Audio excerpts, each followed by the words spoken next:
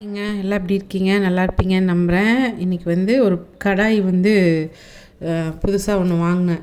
சரி பிரியாணி பண்ணி பார்ப்போம் இந்த கடாயில் அப்படின்னு சொல்லிட்டு தான் விசப்பரட்சியில் இறங்கலான்னு இறங்கினேன். ஆனால் நல்லாவே வந்துருந்துச்சுங்க.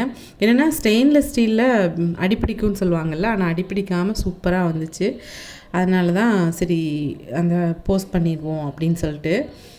எப்பவும் போல் தான் இதுக்கு நம்ம வந்து நார்மலாக கொஞ்சம் எண்ணெய் கொஞ்சம் நெய் விட்டுட்டு அதில் வந்து கல்பாசி, ஏலக்காய், கிராம்பு, பட்டை, சோம்பு எல்லாமே போட்டு நல்லா பொரிஞ்சதும் பெரிய வெங்காயம், தக்காளி, பச்சை மிளகாய், மல்லி இலை, புதினா இலை எல்லாத்தையும் வந்து கொஞ்சம் கொஞ்சமாக, இது கொஞ்சம் குவான்டிட்டியில் தான் செய்கிறதுனால எல்லாமே கொஞ்சமாக எடுத்து போட்டிருக்கேன். இதில் வந்து வேறு எந்த மசாலாவும் சேர்க்குறதில்ல. இஞ்சி பூண்டு பேஸ்ட் மட்டும் சேர்த்துவேன்.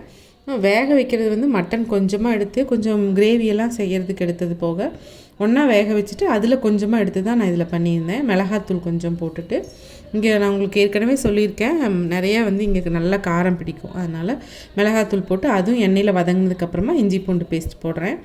நான் வந்து இதில் கம்மியாக போடுவேன். ஏன்னா கறி வேக வைக்கும்போதே வந்து இஞ்சி பூண்டு பேஸ்ட்டெல்லாம் போட்டு மேரினேட் பண்ணி வச்சு 15 நிமிஷம் கழித்து குக்கரில் வேக வச்சு எடுத்திருப்பேன். அதான் உங்கள்கிட்ட காமிச்சிருக்கேன். இதுலேயும் புதினா இலை போட்டிருக்கேன். ஏன்னா அந்த ஃப்ளேவர் நல்லாயிருக்கும். அதனால் இந்த கறியை நம்ம வேக வச்சு எடுத்ததை நம்ம இந்த வதக்கி விட்டுருக்குறோம் இல்லையா பிரியாணிக்கு, அந்த இதில் வந்து இது வெந்ததுக்கப்புறமா எடுத்து போட்டு அதுவும் நல்லா ட்ரை ஆகட்டும். இந்த தண்ணி மட்டும் அதாவது கறி மட்டும் எடுத்து போட்டிருப்பேன். தண்ணி வந்து நான் வச்சுக்கிட்டு கடைசியாக அரிசி பவுடர் போடும்போது அந்த தண்ணி யூஸ் பண்ணிக்கலாம். கறி வேக வச்ச தண்ணி பார்த்திங்கன்னா இந்த மட்டன் மட்டும் எடுத்து யூஸ் பண்ணி மறுபடியும் கொஞ்சம் வேக விட்டு பெரட்டி எடுத்திருக்கேன். ஏன்னா அந்த டேஸ்ட் நல்லாயிருக்கும். குக்கரில் மட்டும் வேக வைக்கும்போது என்னமோ ஒரு சிலருக்கு வந்து சலசலன்னு இருக்குது அப்படின்னு சொல்லுவீங்கள்ல, அதுக்கு வந்து இந்த மறுபடியும் இருக்கா இந்த எண்ணெயில் வதக்குனிங்கன்னா சூப்பராக இருக்கும். இப்போ வந்து நம்ம தயிர் வந்து ஒரு 2-3 ஸ்பூன் மாதிரி ஊற்றிருக்கேன். ஊற்றி அந்த நல்லா கிரேவி பதத்துக்கு அதை நல்லா வதக்கி விட்டதுக்கப்புறமா மிச்சம் இருந்த தண்ணி, அந்த நம்ம கறி வேக வச்ச தண்ணி கூட அதுக்கு தகுந்த அரிசி வந்து நம்ம ஒரு டம்ளர் எடுத்தோம்னா 1.25 அந்த ரேஷியோவில் வந்து தண்ணி இதெல்லாம் ஊற்றி நல்லா கொதிக்கிற அளவுக்கு மூடி போட்டு வச்சிட்டேன்.